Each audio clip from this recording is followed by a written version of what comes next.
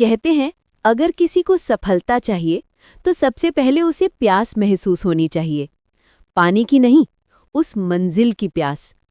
जिस इंसान के भीतर कमाने की प्यास जलती है, वो अपने भाग्य को खुद लिखता है।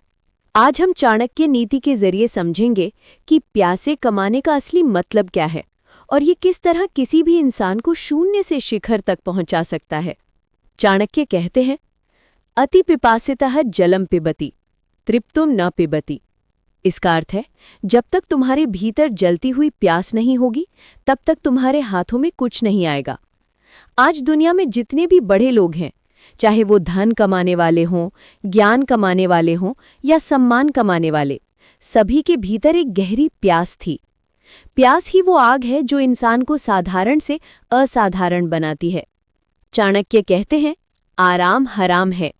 जो इंसान आराम में जीता है वो समय के साथ मिट जाता है, और जो अरमान में जीता है वो इतिहास बन जाता है। अगर तुम्हारे पास कुर्सी, मोबाइल या इंटरनेट है तो समझ लो तुम्हारे पास दुनिया बदलने का साधन है। लेकिन अगर तुम्हारे अंदर प्यास नहीं है तो ये सारी चीजें सिर्फ टाइम पास बन जाएंगी।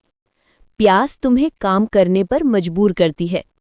प्यास तुम्हें सीखने, गिरने, उठने और फिर से कोशिश करने की हिम्मत देती है। यहाँ कमाना सिर्फ पैसे से जुड़ा शब्द नहीं है।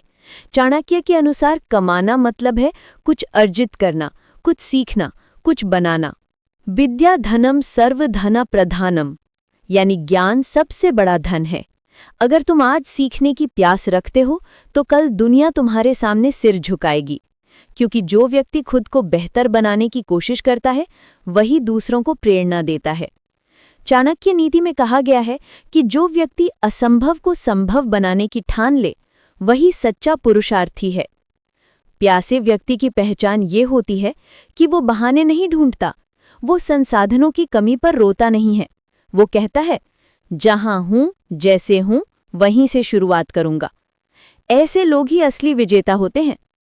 जब रास्ते मुश्किल लगें, जब हालात बिगड़े, जब कोई साथ न दे, तब याद रखो, यही वो वक्त है जब प्यास तुम्हें आगे बढ़ा सकती है।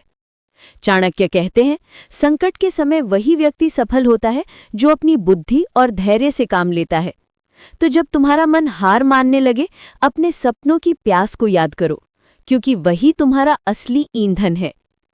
प्यासे को जब पानी मिलता है, वो हर बूंद की कद्र करता है।